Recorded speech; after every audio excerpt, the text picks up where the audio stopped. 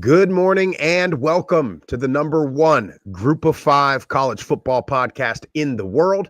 This is the Group of Five guys, and our mission is to be the voice for the Group of Five football programs, voice that the mainstream sports media absolutely refuses to be. We need your help to do that. We need you to follow us on all the social platforms at Group of Five guys.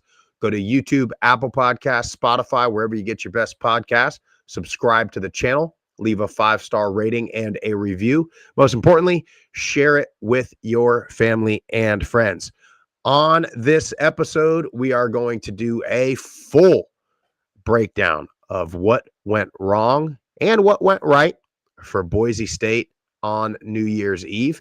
And we got a couple more bowl games to talk about. There'll be plenty more. Hope you enjoy the show.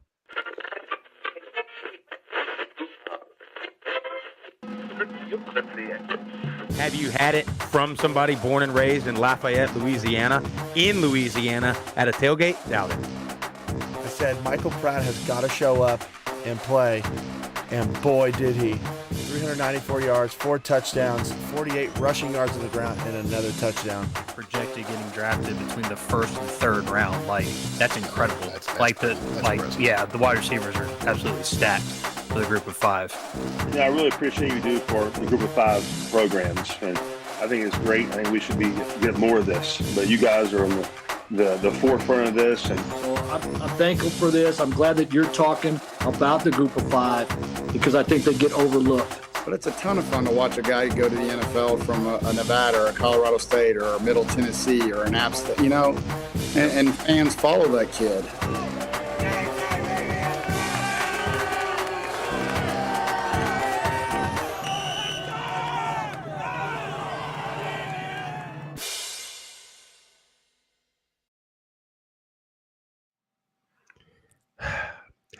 I am not okay.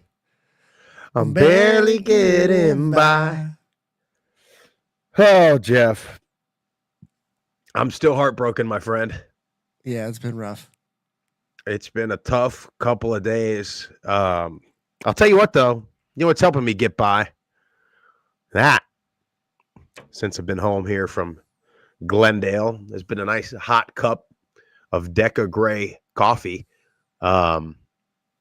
Got the Game Day Dark Roast, custom blend for the Group of Five guys. The Group of Five guys Game Day Dark Roast, Deca Gray Coffee Company. Make sure you go to decagray.com. Use our promo code GOFG for 10% off and free shipping. And as you know, this is roast to order coffee. So when you do click purchase, that's when they roast it. That's when they bag it and ship it directly to your doorstep. We got a big show today, Jeff. We got a lot to talk about. Lot to break down. But I want to say something, Jeff. The social media over the last couple of days, I have discovered people's lack of ability to be rational, to be unbiased. And I know I'm biased. I know we're biased. But the vitriol, if you will, towards, especially after watching the other, you watch all the games so far in the CFP, and outside of the Arizona State Texas game, which started very similar to the Penn State Boise State game. I mean, Boise State played as well as anybody that lost. I mean, and so, but all the stuff it's the typical, right? It's the didn't play anybody, first time they played a good team, and he got exposed and this and that, and all that stuff is just showing that either A, you're purposefully trolling, or B, you didn't watch at all and you just looked at a stat sheet, or C, like you don't know how to watch, if that makes sense. You watch and I'm not saying there's anything wrong with this per se, but you only watch the ball. These are the people that think every single interception is quarterback's fault. Every single sack is left tackle's fault. Every single, these are those people, and a running back's numbers are solely the running back, like that he's the only thing that has anything to do with that. That's what we're seeing happen these last couple of days. And it's, it is what it is. I mean, Boise as a team didn't answer the bell all the way. And so that's what we get. Yeah, I just had to stop responding to some of these people on the X because, like, watch the player, watch the entire body of work. Like, yeah, he went against the best defense he went against all year. Of course he did. It's Penn State. It's a top 5 defense in the country. It's a playoff. Yeah, they have multiple NFL guys that you'll see over the next couple of years play on Sundays, and it's like, yeah, look at that, take that into account, but just look at physically what he's doing. His ability to break tackles, to stay on balance. Yeah, he put the ball on the ground twice. Guess what? You wake up some mornings and you do a complete shit job at work. Does that mean you're a terrible worker? No. Like, you have you have off days or things happen, but like, they did a great job. I think they saw film. I think they saw something where, the ball gets away from them a little bit, so they were going after the ball. Like, kudos to Penn State. But to say that, like, he got exposed, it's just an absolute idiotic take. You can't negate the 2,600 yards the dude had the entire year. And, like, yeah, Cam Scatterbo had a great game. Like, they're both phenomenal players that are getting an opportunity to play in the NFL. Well, Scatterbo, outside of like that little 7-minute window, yeah, got pretty shut down too. He, by the way, I mean, he's a hell of a player. I don't necessarily appreciate some of his antics, but that's neither here nor there. I'm fairly certain he was severely concussed. You think so? Yeah, because he was vomiting on the sideline. Yeah. And then he would he just looked towards the end of that game like out of it. Credit to him. Dude was still going, still balling, but like he kept twitching his head. And I think he probably just had a headache. Like I don't know that for sure. That's just me watching the game, looking at his symptoms, knowing like I've had multiple. And yeah. But anyways.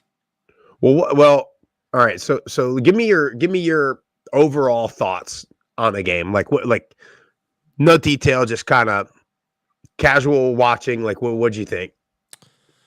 I thought that my initial reaction, like right after the game, was definitely disappointed. Mainly disappointed because Boise had chances. They had chances to win. And some of the stuff that caused them to ultimately lose was pretty basic stuff. I mean, make a field goal, limit the penalties, and those to me were the two things, because if you make those 2 field goals, now you're down by 4 with about, I think it was like 6 or 7 minutes left in the game. Your defense is playing well. You have the momentum at that point. Like, you had the momentum most of the second part of the second half until late when they had to force plays because they were down by 2 scores. So, you take away the penalties and you make 2 field goals, you have a chance to potentially win that game. So that's my initial kind of 30,000 foot view on it. What about yours? Yeah, I mean, it's funny because we talk about often on the show, like how a play here or a play there can completely change the course of a game, can take a game. We talk about it a lot when a team gets beat by, a good number. And, there's times in games when it's like, well, you had a penalty here or a penalty there that made it go from, 14-7 to 21-0 instead. And this game had, I thought, a couple points where it went either way. I mean, after the first Genty fumble, you have the first missed field goal, then you have the Genty fumble, and you kind of thinking like, ooh, this Penn State's got a chance to go up 21-0 right here. This could get ugly real quick. I mean, real quick.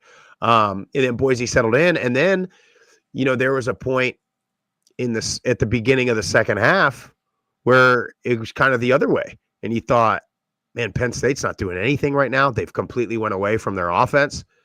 Boise's got all the momentum. They're gonna win this one.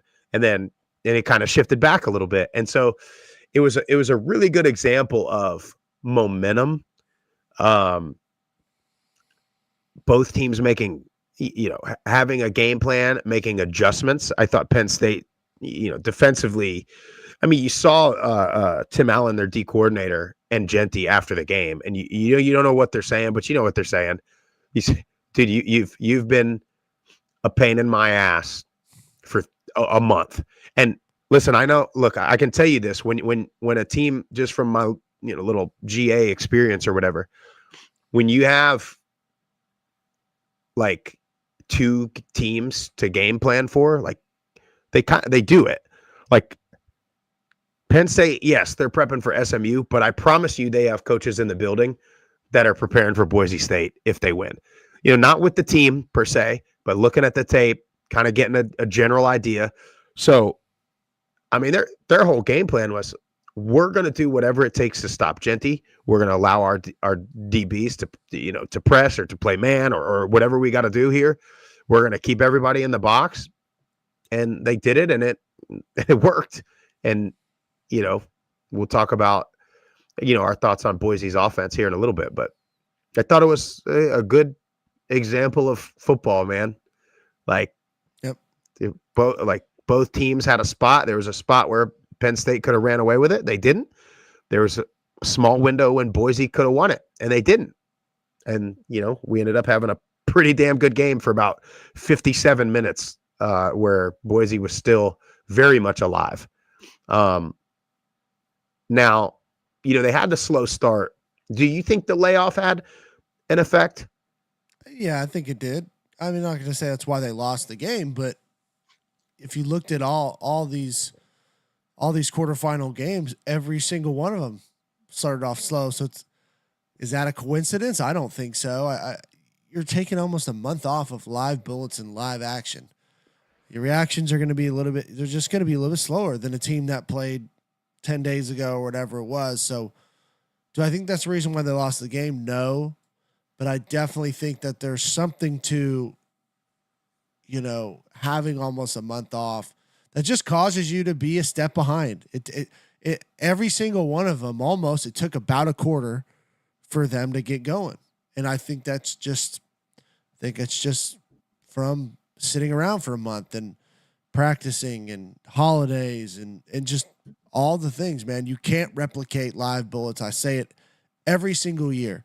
And that's why most teams really don't peak until, 3 or 4 games into a season. It's the same exact thing. Like, takes about a quarter to get going after you've been off for a month.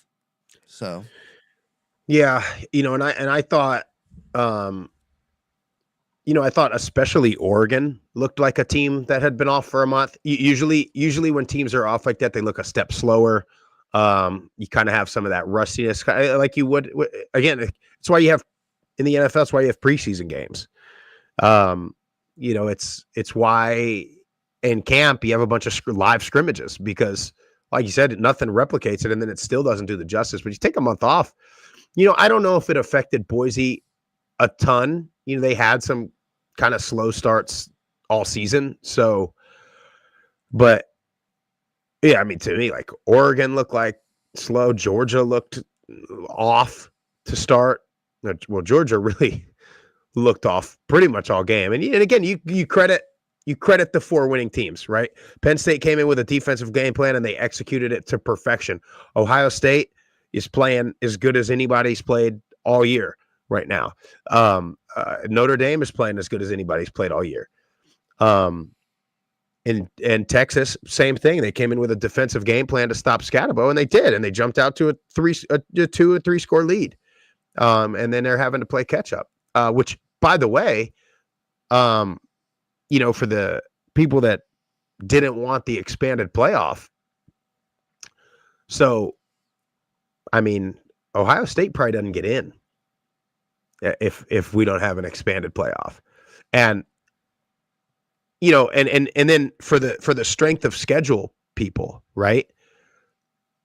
If Ohio State doesn't have a resume, a strength of schedule, they don't get a pass for losing to Michigan. Anybody else loses to Michigan like that, they're out. So I think you do, like, I think the committee, they did weigh that stuff. like all that stuff was part of why certain teams got in. Like if you don't have strength of schedule, Georgia's got 2 losses. I mean, these guys don't get in necessarily in the past. So, I thought that argument over the course of the first 2 rounds, I think the arguments can be made that they got it exactly right. I mean, you've seen blowouts every game pretty much in the first round. And then the second round, you saw all 4 of them get up big. And, Boise and Arizona State were competitive. Obviously, Arizona State, going to overtime. Boise was competitive until very late. Georgia, they were kind of in it, but I don't think there was a point in that game where you ever thought they had a real shot at it. I think Notre Dame fully controlled that game, from the second quarter on.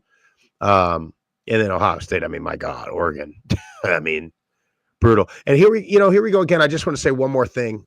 I know this is not an Ohio State show, but for the James Franklin and Ryan Day can't win the big game, and in this, because we have a lot of fans in the group of 5 like this, when is the game, like, they're all big. Every game is big. And now for Ohio State, you've won 2 of them. Now for James Franklin, you just won 2 playoff games. So now if you lose in the national championship to another good team, like, coach can't win the big game. Like, no, man. It's only one team's coming away with this. For as good as Ohio State as a program and blue blood as they are and hundreds of years that they've been playing football, they have won 6 times the whole thing, which is a lot. But think about that for a second. Okay, these fans, you've been a fan for 50 years. You've probably got 2 national championships, and that's really, really good. Yeah. And what I love about the entire thing is really the most boring game in the quarterfinals was Georgia Notre Dame, because Notre Dame controlled pretty much the entire game. And then, I've been hammering the let play the game, let the chips fall where they may, settle on the field argument. Interesting that no SEC teams are left. I mean, if you want to count Texas, you can, but they were a Big 12 team a year ago. So, and Crane and Company, he posted a video yesterday, and it was talking about that the dominance of the SEC has been there the last, couple decades, whatever. And it's like, you're sort of right, but really what it is Alabama has been dominant for 20 years. Georgia, a handful of years. Usually you have another team on random years. It's basically been like Alabama and maybe one other team. But everybody else in the SEC has just benefited off being in the SEC. Mm-hmm. And now that Georgia's seems to be a relatively, they're not a top dog, and same with Alabama, because of, you can attribute it to transfer portal, NIL, Saban leaving, like whatever you want to attribute to, whatever. But I think you're seeing that, like, anybody can get beat pretty much any given Saturday. Like, play the game. Stop saying that this team is in this conference, they deserve to be in over a team that won 11 games. Like, pick the teams, seed them, let them go. Well, Jeff, it's almost like, the message that we've been preaching for 4 years now is there's 2 or 3 really good teams in every conference, and everybody else is everybody else. But you're exactly right. I mean, it's Bama and Georgia, and then, like you said, a rotation of LSU, Florida, maybe Ole Miss kind of gets in there at that second tier of the SEC. But now Alabama's down, so they're panicking, and now they want to say that it's everybody's so good, but it's not. It's quite clear that it's not. But anyway, we're gonna talk more about this Boise game. By the way, I had a request on Twitter, and I hit the over. I think the over under was set at 12.5 minutes on before I start discussing my airport travels. Let me tell you, man. First of all, I want to say this, because this season's been great, and we've flown more than we've flown in a while. And as everybody knows by now, I can't stand it. I hate everything about it. I hate the parking. I hate standing in security.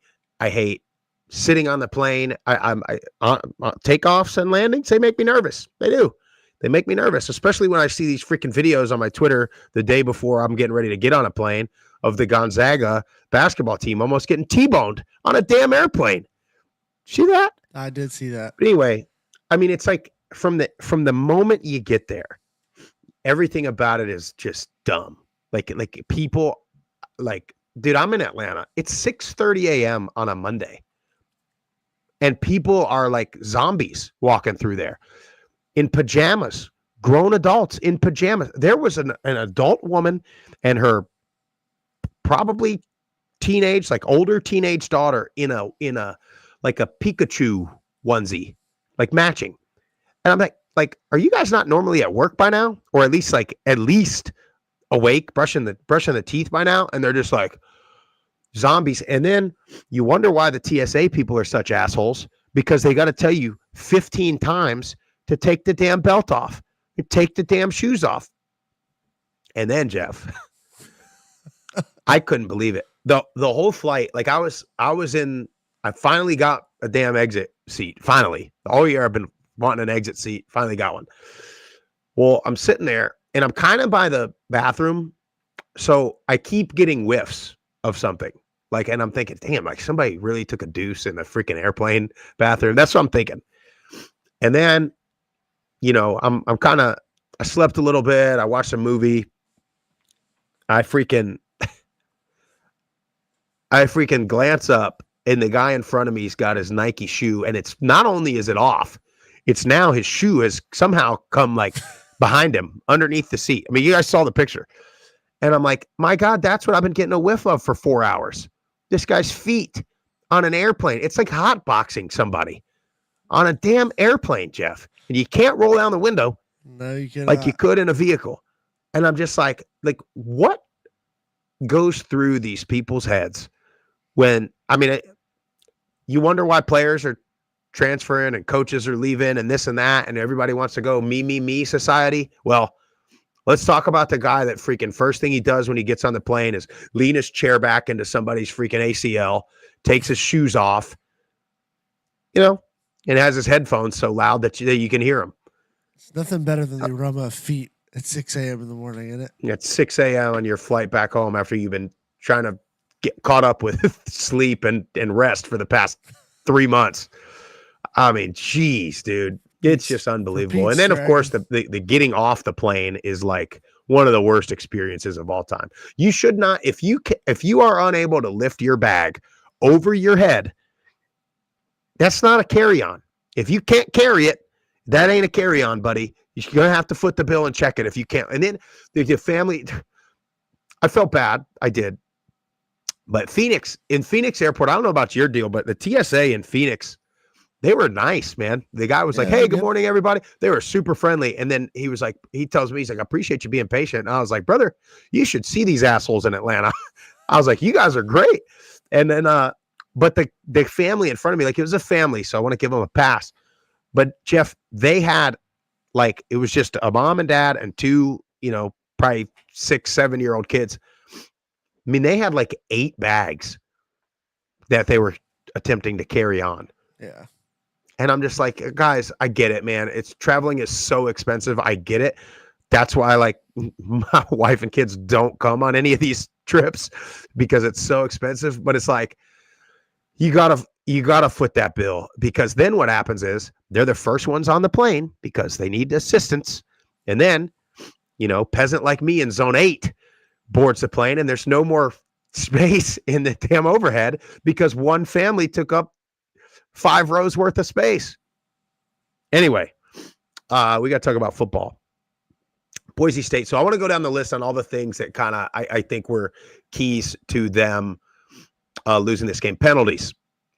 You know, both teams had a lot of penalties. Penn State had 10. Boise State had 13. Boise's just came at terrible timing. I mean, 1st and 10 to start a drive, false start. Like I had to be 4 or 5 times. Penn State 3rd and long, 4th and long, defensive hold, DPI. I mean, just really difficult. They started a lot of drives behind the chains. They gave Penn State extra life. You have the touchdown called back because the offensive lineman goes to kick and punch, and the guy just happens to drop his head, and it knocks his helmet out. Like, he didn't grab it. Yeah. It wasn't. It literally was bang, and his helmet just popped up. And it took away a touchdown. They didn't score on that drive. I don't know how you do this. I think we put a lot on the officials already. We're not going to discuss the targeting rule. I think that just needs to be a complete rule overhaul to make it more black and white. But I've always hated how a penalty like that, or a face mask, or a penalty that's, completely accidental, not egregious at all. I've hated how damaging those penalties are.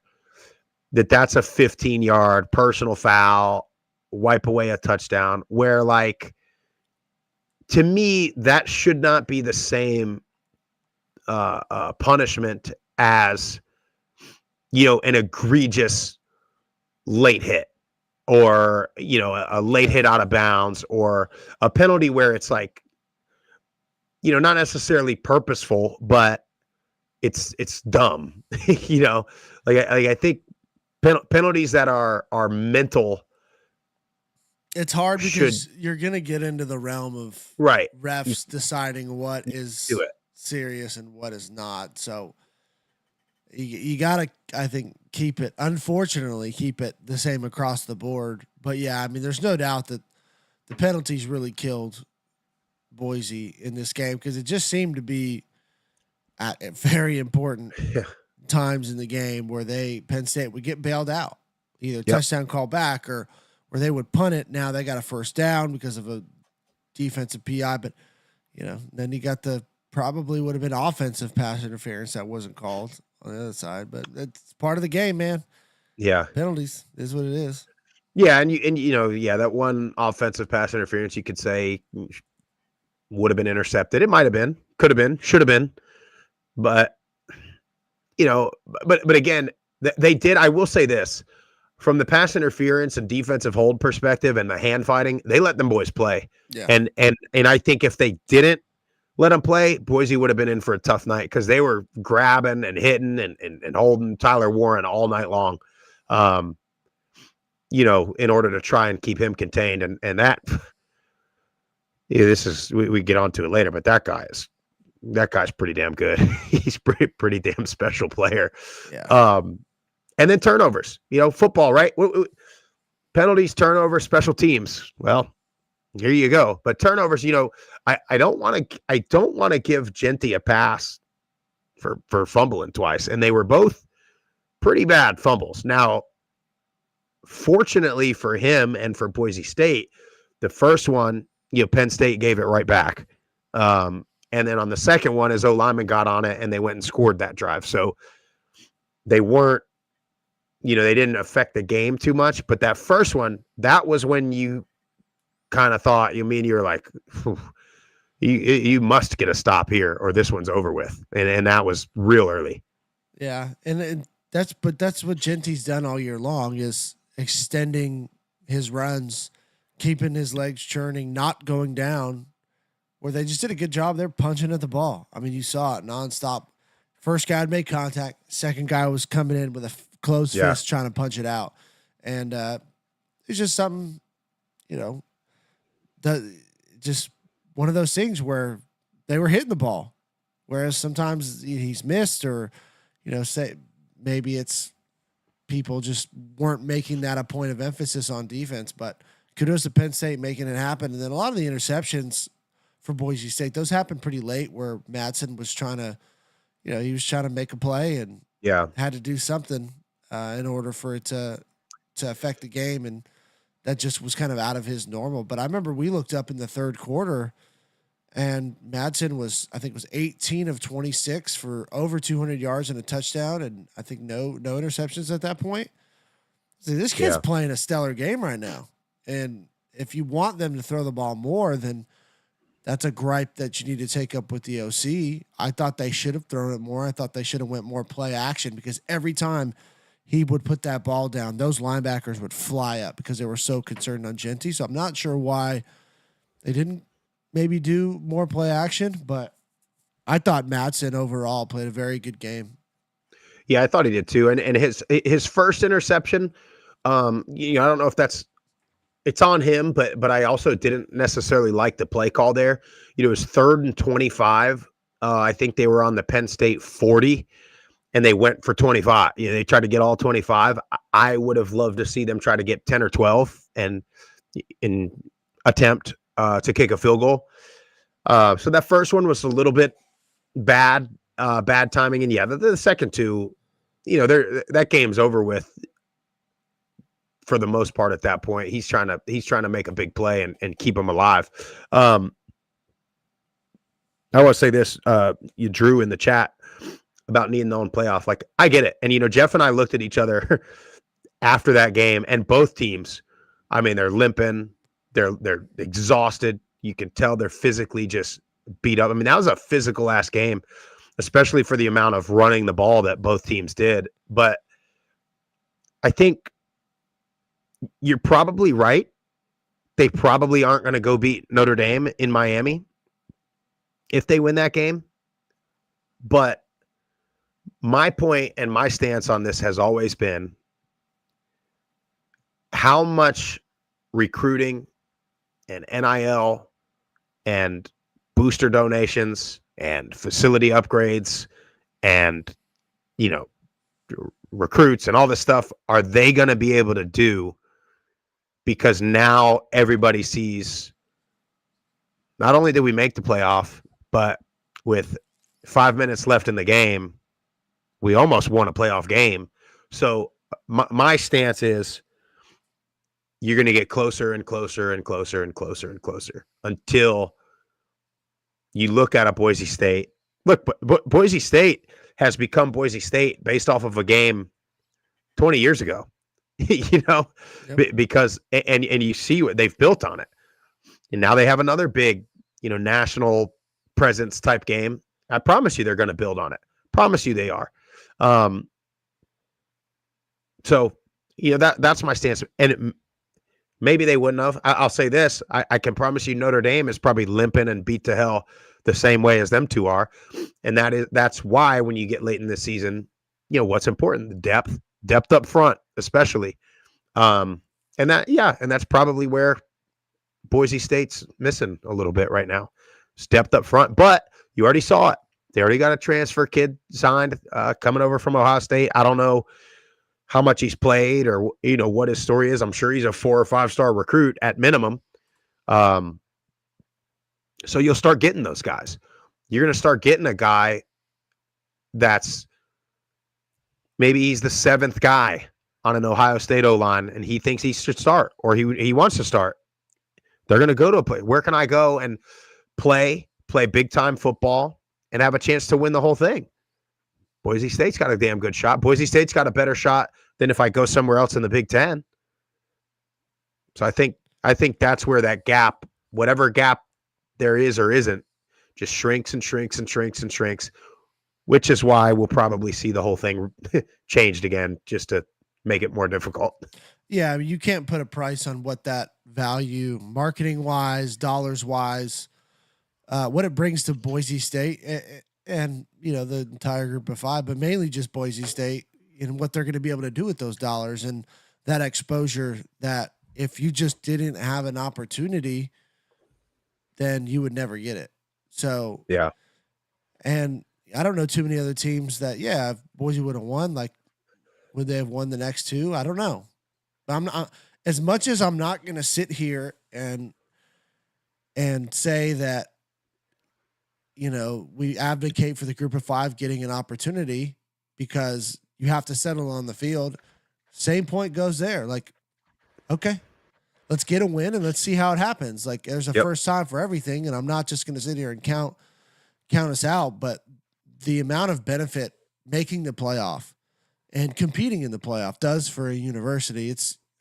You can't put a dollar amount on it. And if you didn't have that opportunity, you wouldn't have the ability to really make leaps and bounds in your program to move it forward. Yeah. Yeah. I mean, and the other part of it is in a tournament layout like it is, what if SMU had upset Penn State and it was SMU and Boise? I think Boise's better than SMU. Then you look at matchups and stuff. What if you get a Georgia team that's quarterback gets hurt, or something? There's so many different things that can happen that can put you in a position to win or keep winning or have a favorable matchup. If Boise State would have played anybody that doesn't have a front seven like Penn State does, I think we got a different story. I think we got a completely different story. But anyway, so we talked penalties, we talked turnovers, special teams. I mean, quite obvious.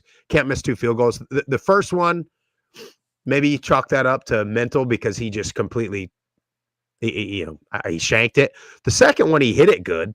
You know what I mean? Normally with a kicker, it's like if they hit it like the first one, you can probably say, oh, whatever, he was nervous or iced or whatever. But if they hit it good, I mean, that's all you can really ask. You know what I mean? You know what I'm saying there, Jeff? Yeah, man. I know, I hate it. It's so frustrating because you're playing your ass off and everyone's got a job to do and kicking's hard. Like I get it. Yeah. But damn it. All you do is kick every single freaking day. And that is what you want as a kicker. Just like as a quarterback, I want the ball with 2 minutes to go down by 6 to go win the game. Like that's what I want. And damn it, you're in the playoff and your team needs you. And Damas has been great.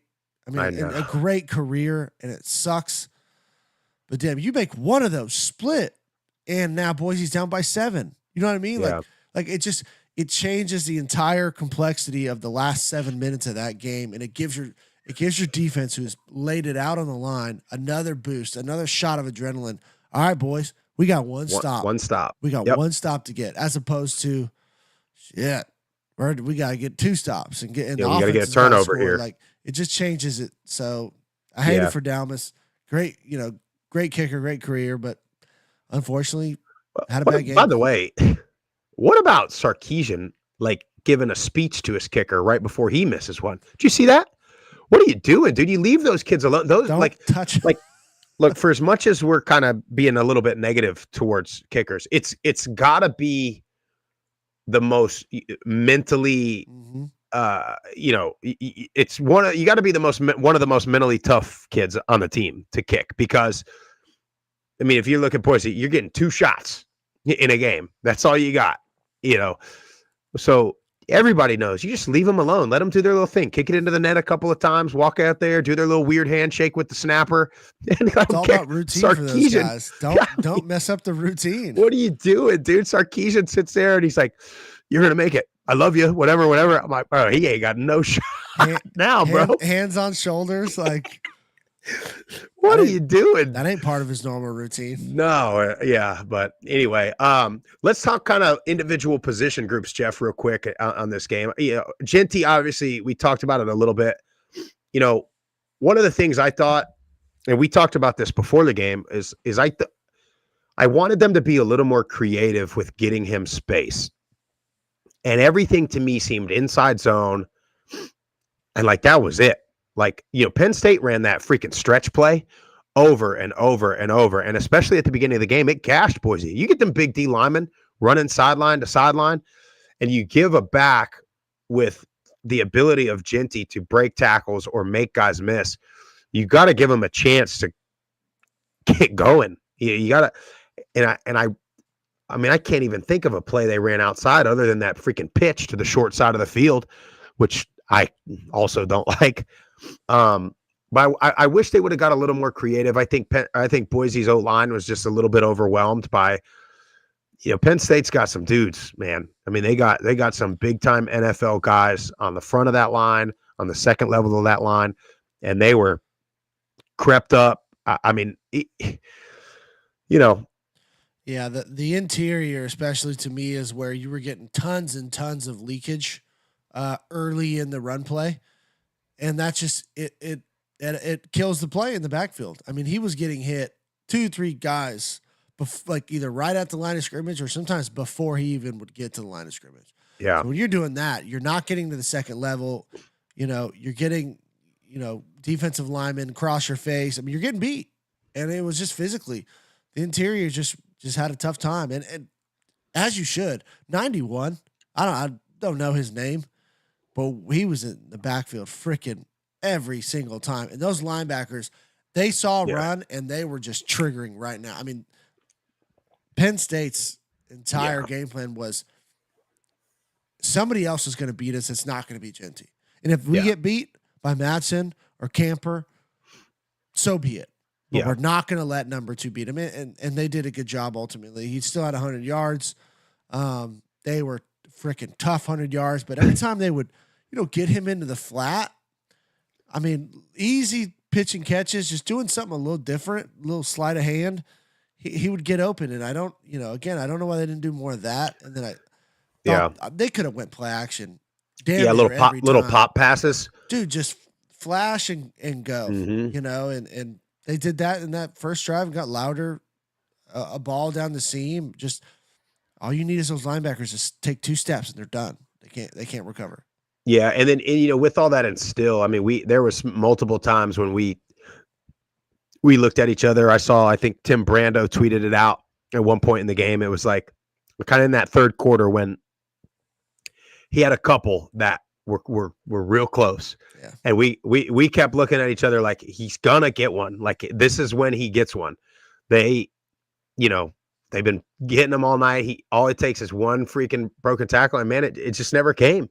And credit to Penn State for that. It just never came. I mean, they never, they never fell asleep.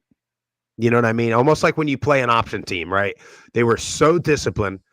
And, he only had his one big run was on a 3rd and 20, which, naturally it was the one time that they couldn't stack the box.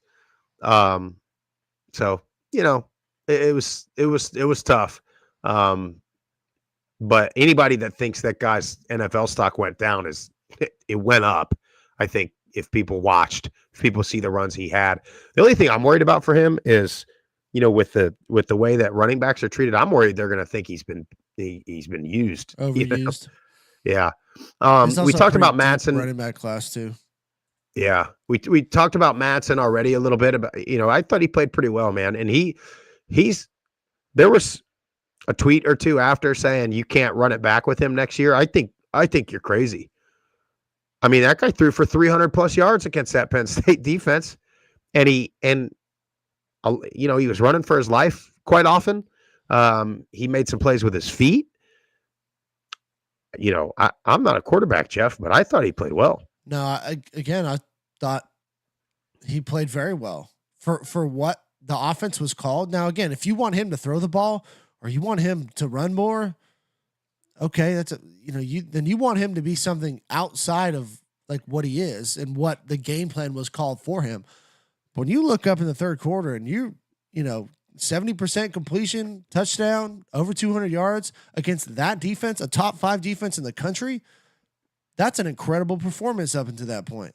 So again, if you want him to be a scrambler and run for 100 yards like Levitt, that ain't him.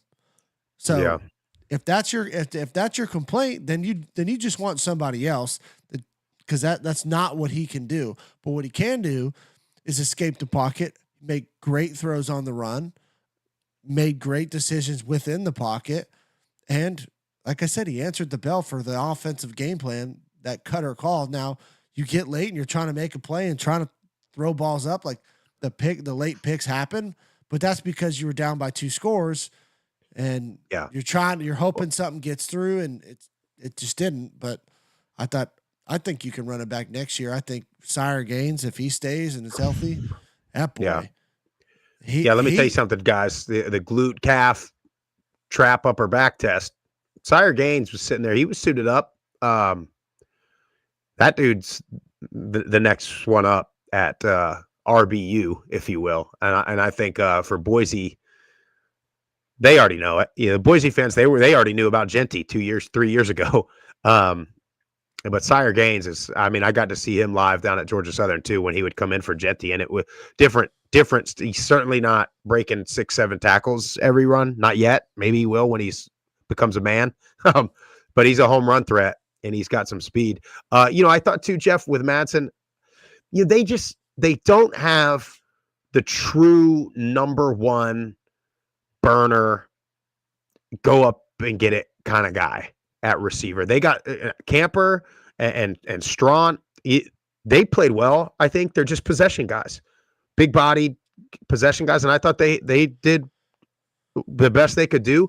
But I think that allowed for Penn State to play the defense the way that they did. You know, and not everybody's got a guy like that. But you know what it reminded me of, Jeff? Do you remember when Cincinnati played Alabama? And we said pregame, okay, Cincinnati's got these 2 NFL corners. They got to trust them. They got to let them play man, and they got to stack the box, and they got to stop Bama's run. And Cincinnati didn't, and they never did, and they never adjusted, and Bama gashed them in the run game. Penn State was able to do that, and they were able to stop the run, which is what Boise does. Yeah, and Penn State's got, I mean, they got great corners. I mean, there's no doubt about it, and they let them play. They let them be on islands and say, hey, if you're going to beat us.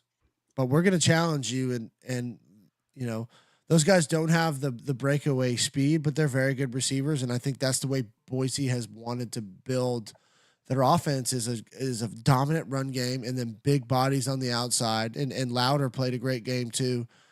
He's a great tight end.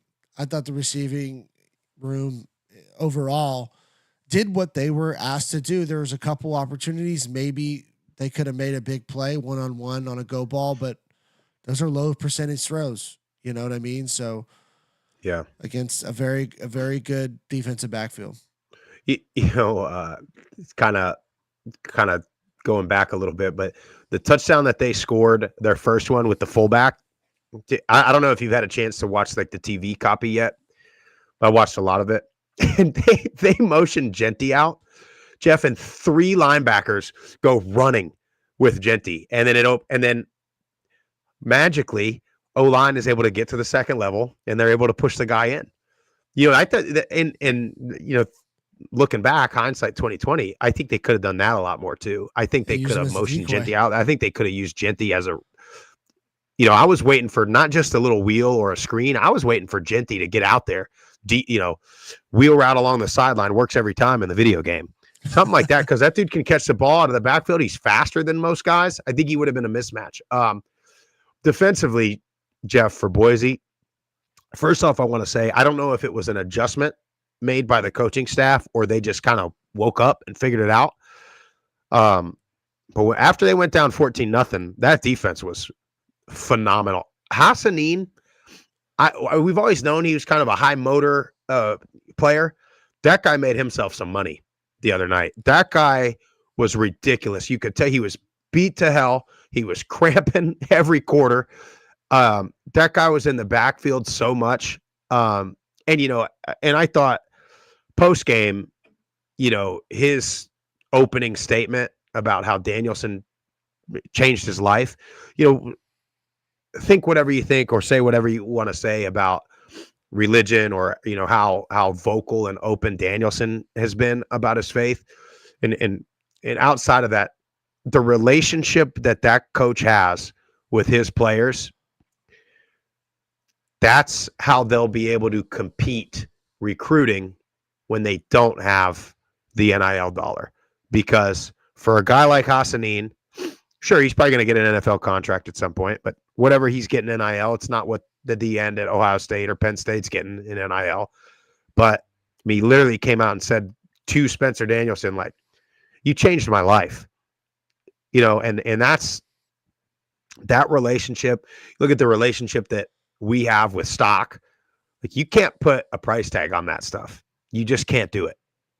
No, you can't. And when you're on a, you know, when you transfer 5-6 times in your career, like you don't you don't get that opportunity a lot of times to build that relationship with a coach or have that coach be able to affect you. So I thought that was special. I thought Danielson's comments after the game were awesome. He's the right man for that job. Absolutely incredible what he's done in his short time at Boise State. And then, you talk about the defense. I thought he played outstanding. Ty Benefield was all over the field making tackles. And then our guy, Marion McCoy, I mean, they threw at him maybe once or twice. They knew the corner that they wanted to go after. Yeah. And I hated for Banks. He had a tough day. It seemed like they made it a point to target him. But at the end of the day, like, guys, Tyler Warren's a special player. Yeah, man. He's going to be an X factor in the NFL. They did a fairly decent job of covering him. But you're not going to stop a guy like that. You're just not. He's a mismatch nightmare. He's too fast for a linebacker. He's too big and strong for a corner. And he did his thing.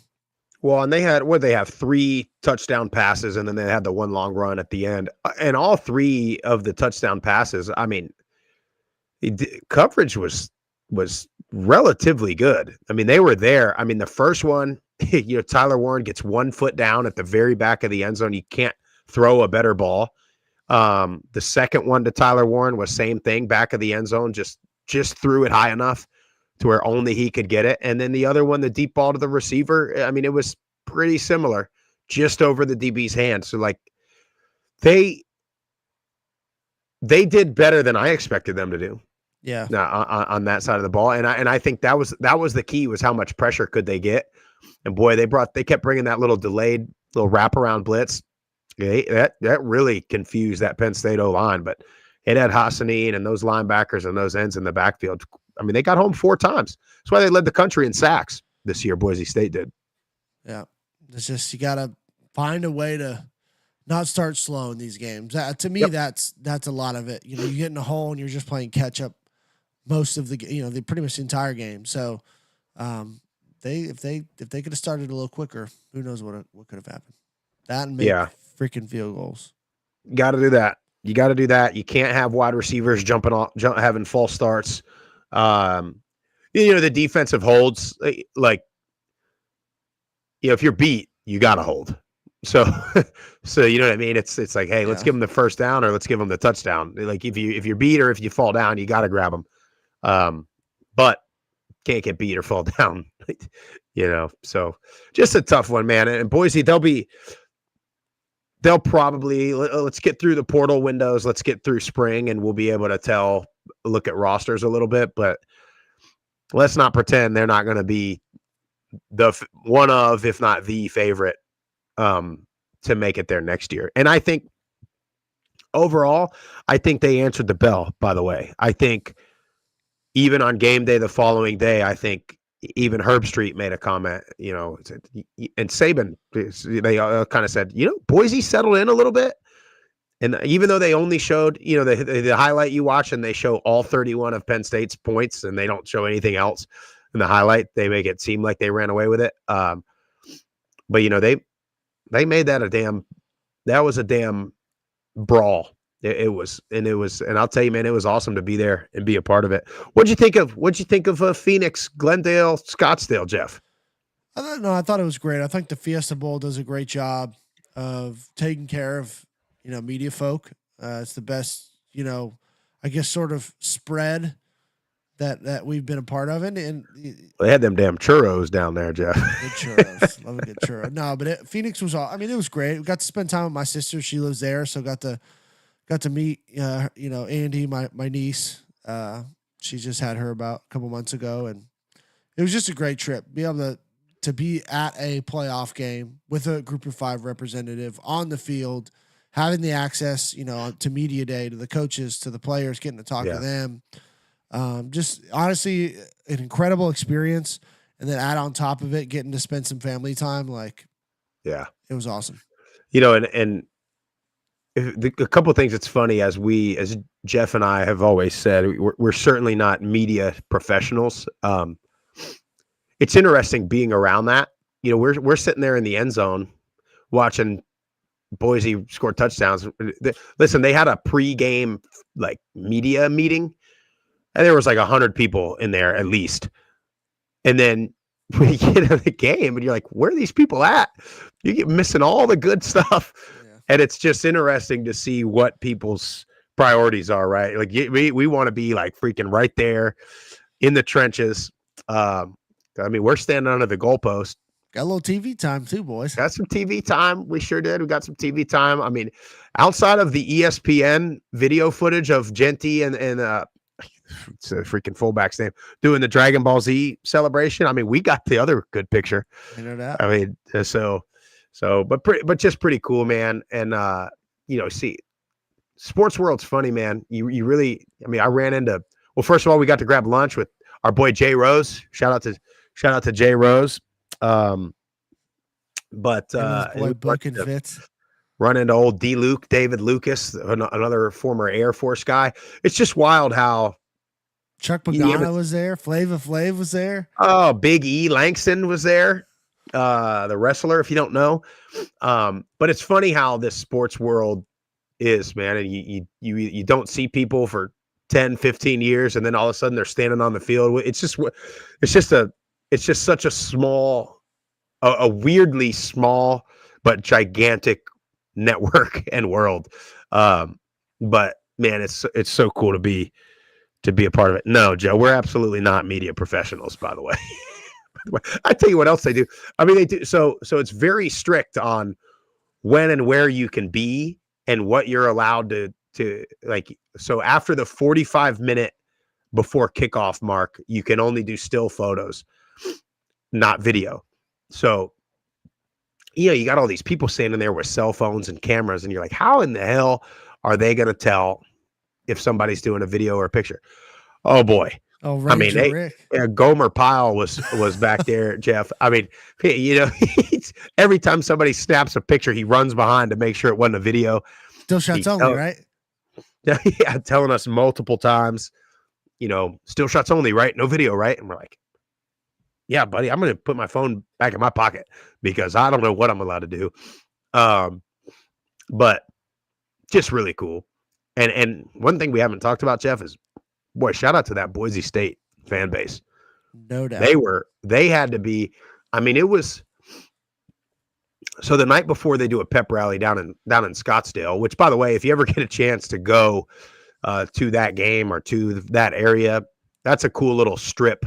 Old Town. That Old Town in Scottsdale, a little strip of bars and restaurants and stuff. But I mean, they packed it out. There was people everywhere. And you kind of, from being in the airport, going to eat, being around town, you saw Boise people everywhere. You saw a few Penn State people sprinkled in. And then you got into the stadium or you got to the tailgate and it was like, where are all the Penn State people?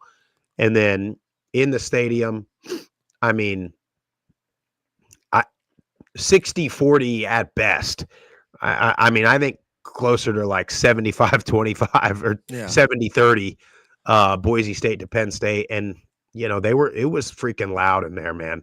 I remember being in the Alamo Dome thinking it was loud. Well, you double the attendance. Yeah. And also keep it indoor. It was freaking loud in there. Yeah, environment was electric. Boise State faithful showed out and traveled for their team, and that's what you want, man. They're a blue blood for a reason, and they showed it, and they affected the game.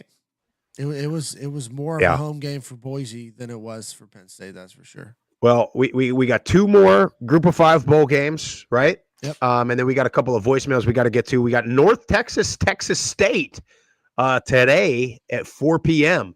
And I tell you, that's a bragging rights kind of game now. And I think I think Texas State needs it more so than North Texas does, because they had a lot of momentum preseason, had a lot of momentum 2 or 3, 4 weeks into the year, and then it kind of fell off a little bit. And I think they'll get it done. I think they will. I think so too. I hadn't, it's been kind of a crazy last couple of weeks with the holidays and everything. So I'm not as up to date on the transfer portal, who's in, who's out in this game. But I feel like North Texas has been hit pretty hard. Yeah. And GJ Kinney, he got the extension, so he's hopefully staying around for a little while. I think the Bobcats get it done. Looking forward to this game. Honestly, I think it's going to be a little chippy.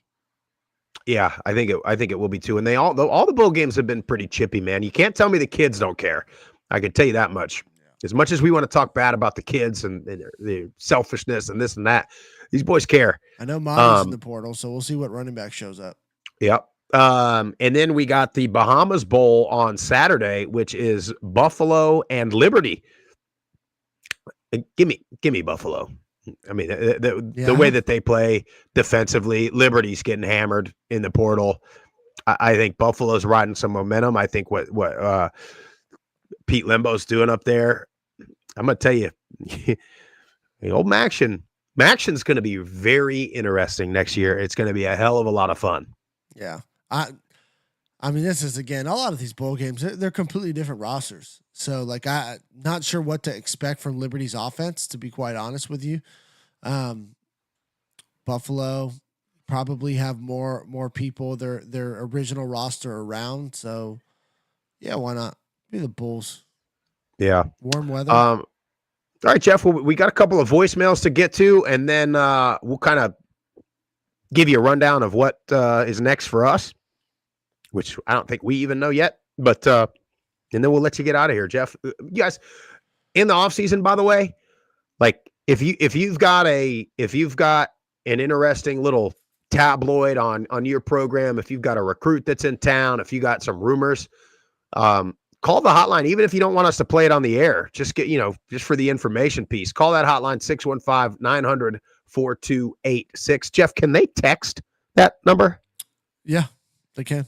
You text it too. We can read a text if you got a question, something you want us to if you got an idea for an off-season topic, because we'll definitely do shows. Not sure how the replying works.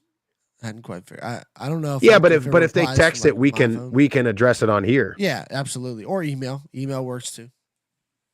Had a few people email this year, but yeah, these voicemails are from they're from like pre-New Year's. So got Josh Bevel, Terry Johnson. Let's hear him to finish this wonderful season. Group of five guys, Josh Bevel here. Man, the bowl games have been great this year. The exception of my Georgia Southern Eagles. I mean, yeah, we lost. You know what? Oh, speaking of that, yeah, my voicemail last week, I was very much hurting. I think Sprouse or Jeff, one of y'all said that I sounded a little hoarse, and I was. Bourbon Street got the best of me. But, as a whole, bowl games have been pretty freaking awesome this year. Just, you've had all the overtimes, the 5 overtime in Hawaii, and then you get the 6 overtime with Toledo. And golly, it's been awesome. And Fannin for Bowling Green is a freaking animal. But yeah, I really don't have much today. Sprouse, happy birthday, my friend. Hope you had a great birthday. Hope you guys had a Merry Christmas. Merry Christmas to all my Group of 5 friends out there. Happy New Year, all that good stuff. So, hope everybody enjoyed time with family. Hope everybody enjoyed time watching some good football. Long live the Group of 5. God bless the Group of 5 guys. Hail Southern. Well, first of all, it was my wife's birthday. Josh, I do appreciate the so now my birthday's coming up here in a couple months. So, 35, Jeff. A big milestone birthday. Young man. Yeah, big milestone birthday. I do like I think that's the play, Jeff. Long live the Group of 5. God bless the Group of 5 guys. I think that's good because all of you callers and listeners are Group of 5 guys. Yep. I don't know what's going on. My dog's scratching at my door right now. I don't know what the hell's going on.